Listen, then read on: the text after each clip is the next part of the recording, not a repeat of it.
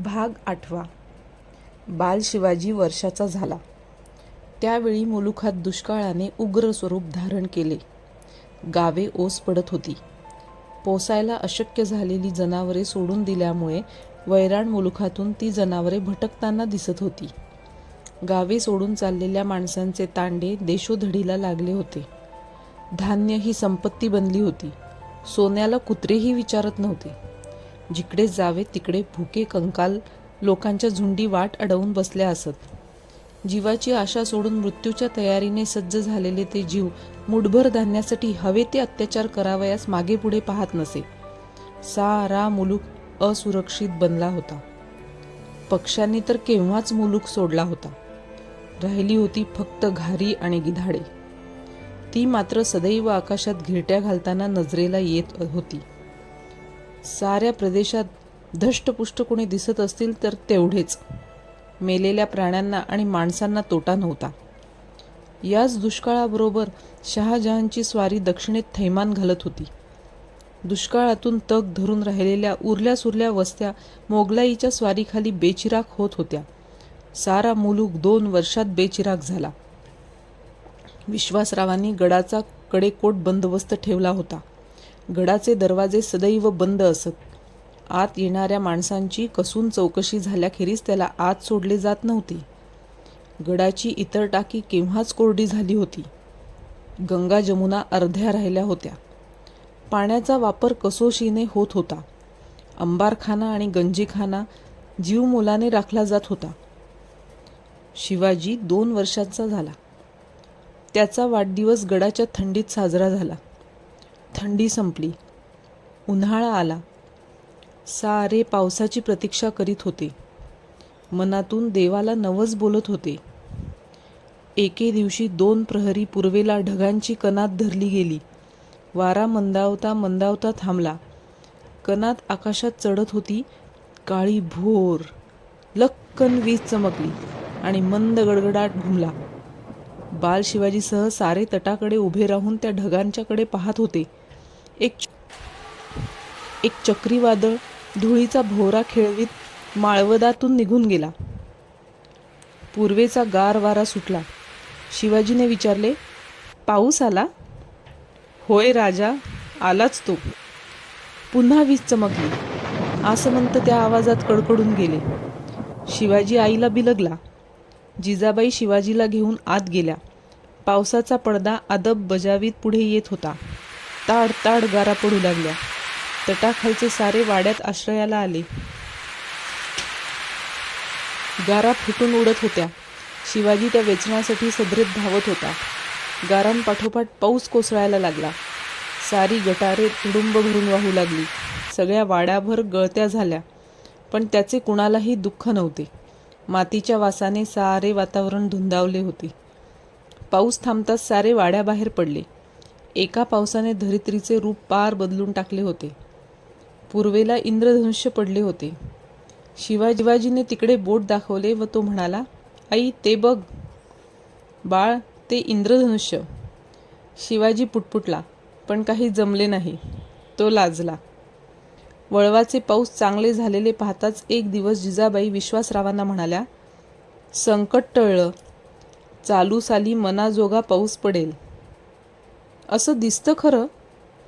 पाऊस नव्हता तो पाऊस आला. आता कशात अडलं?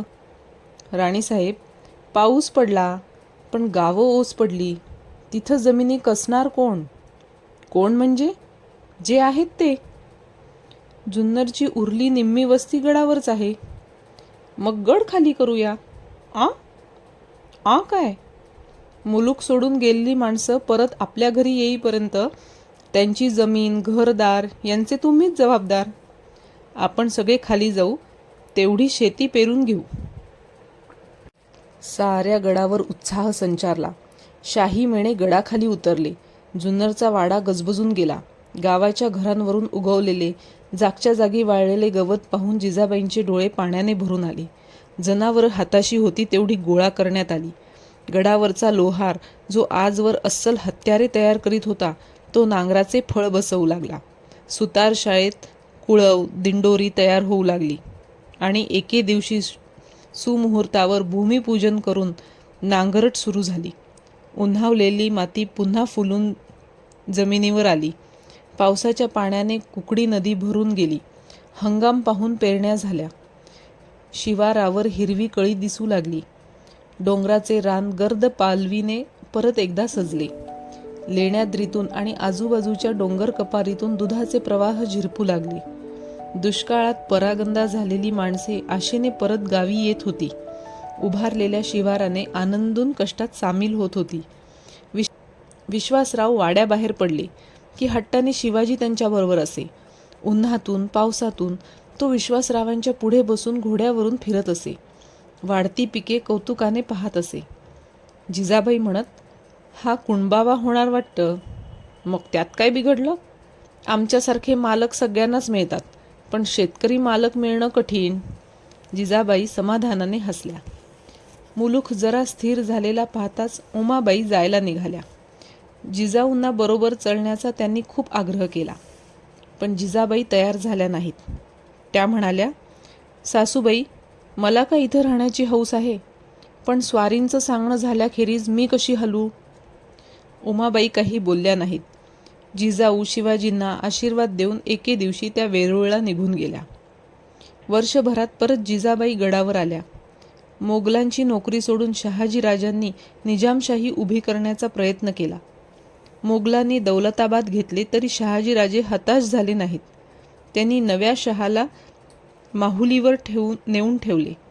विजापूरकर आणि मोगल एक झाले. या दोन प्रचंड शाह्यांशी मुकाबला करणे इतके सोपे नव्हते. निजामशाहीचा अस्त झाला. शहाजीराजांनी स्वतः फौज उभारली आणि मोगलांशी सामना दिला. एका जहागीरदाराने नवा बंडावा उभारून मोगली सत्तेला तोंड देणारे असे उदाहरण विरळा. 2 वर्षात प्रबळ मोगली सत्तेने शहाजीराजांचा बंडावा मोडून काढला आणि नाईलाजाने शहाजीराजांनी विजापूरकरांची नोकरी पत्करली. 6 वर्षांचा काल निघून गेला. 6 वर्षांच्या दीर्घ कालानंतर शहाजीराजांना स्वस्थता स्थैर्य प्राप्त झाले. या मधल्या काळात शिवाजी शिवनेरीवर मोठा होत होता. तट्टावरून रपेटी करीत होता.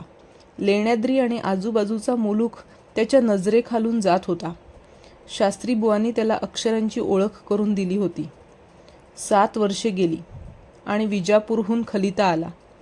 खलित्याबरोबर घोडदळ होते, शाही मेणे होते, कबाडीचे बैल होते. जिजाबाईंनी खलिता उघडला. शहाजीराजांना पुण्याची जहागिरी मिळाली होती. त्यांचा अत्यंत विश्वासू, चौकस व शहाणा माणूस दादोजी कोंडदेव त्यांनी पाठवला होता. दादोजींच्या बरोबर पुण्याला हलण्याची आज्ञा होती. जिजाबाईंनी दादोजींना बोलवणे पाठवले. दादोजींनी सदरेवर येऊन मुजरा केला. वार्धक्याकडे नुकतेच झुकलेले गौरकांतीचे दादोजी उभे होते. मस्तकी पागोटे, अंगात अंगरखा आणि पायी तलम धोतर होते. रुंद कपाळ आणि तीक्ष्ण नजर त्यांचा दरारा वाढवित होती. जिजाबाईंनी वाकून नमस्कार केला.